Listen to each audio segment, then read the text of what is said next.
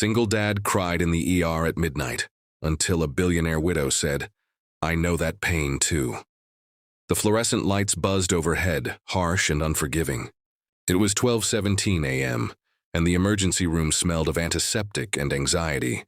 Tom Bennett sat slumped in the corner, a crumpled hoodie hiding his tear-streaked face. His 6-year-old daughter, Lily, was wheeled in on a gurney, her tiny hand barely gripping his. He had promised her a quiet night at home, a bedtime story, maybe a hot chocolate. But life had other plans. A sudden high fever and violent cough had landed them here, and now, as he watched the nurses fuss over her, he felt the full weight of his reality. A single dad, overwhelmed, powerless, and alone. A soft voice cut through his spiral. "It's okay to cry, you know." Tom looked up. A woman stood there, impeccably dressed even at this ungodly hour. Navy coat, diamond studs, a quiet elegance that seemed out of place among the hospital chaos. She looked older than him, maybe in her late 40s, but her eyes held a raw, familiar sadness. I'm fine," he mumbled, wiping his face, ashamed. "I've been where you are," she said, taking a tentative step closer. "I lost my son 5 years ago, mid-February. Cold, cruel, sudden. I know that pain." The words hit harder than any medication could. Tom froze, his chest tightening. Here was a stranger, a woman whose life clearly had glitter and privilege, standing beside him, admitting without hesitation the same heartache that was crushing him. They didn't speak for a long moment. The beeping of monitors and distant footsteps filled the silence. Then, unexpectedly, she pulled up a chair and sat beside him, offering no pity, just presence. "You're doing everything right," she whispered. "You're here. You're fighting for her. That matters more than anything." Tom's tears returned, unchecked. Not just for Lily's sickness, but for the years of sleepless nights, of feeling invisible, of being a man society told shouldn't show weakness. And yet here was someone who saw him, not for his bank account, his job, or his shortcomings, but for his love, his humanity. Hours passed. Lily's fever stabilized. She muttered, "Daddy, hug," and he lifted her into his arms, feeling her warmth, her trust. And the billionaire widow? She stood quietly, watching until Tom noticed her eyes glisten. "You're stronger than you know," she said softly.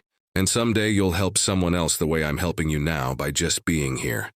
Tom nodded, words failing him. For the first time in weeks, maybe months, he felt something lift.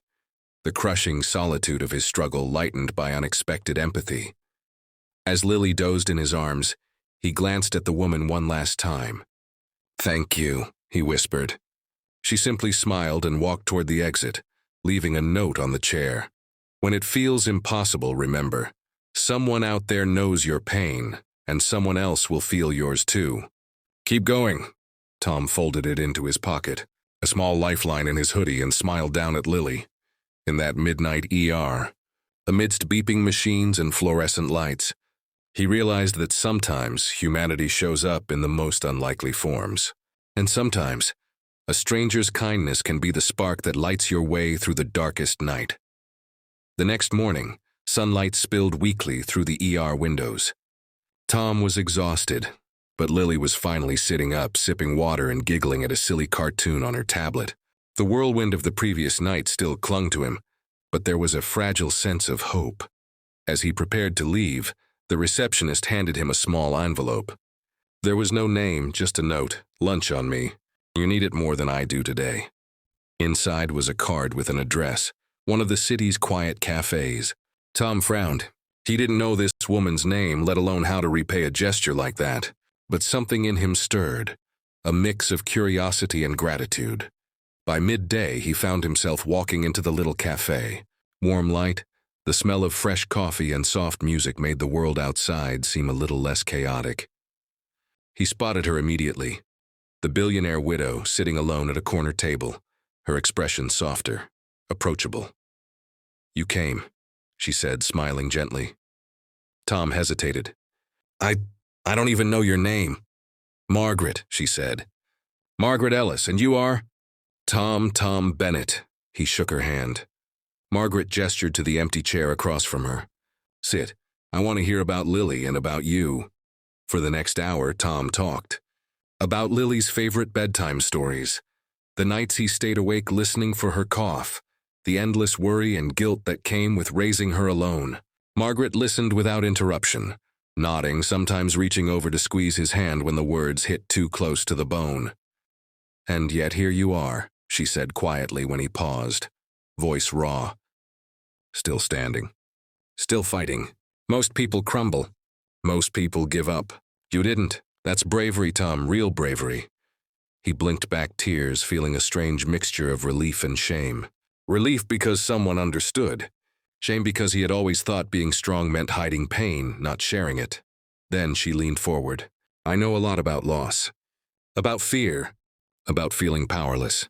And I also know that sometimes the right help comes when you least expect it." She paused, then smiled, almost mischievously. "I have a little project. Something that might help other single parents. And I think you should be involved." Tom's brow furrowed. "Me? Why me?" "Because you understand it," she said simply.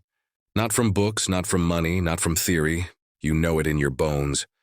You've lived it. You've survived it. That matters more than anything else." Over the next few weeks, Tom found himself visiting Margaret's foundation, sharing his experiences, helping shape programs to support single parents and struggling families. His story, the nights in the ER, the quiet despair, the small triumphs, became a blueprint for others. And Lily? She thrived. Tom still had his moments of fear and exhaustion. But now he carried with him a sense of community, a reminder that even in the darkest nights, someone else's empathy could become a lifeline. One evening, as he tucked Lily into bed, she whispered, "Daddy, do you think people like that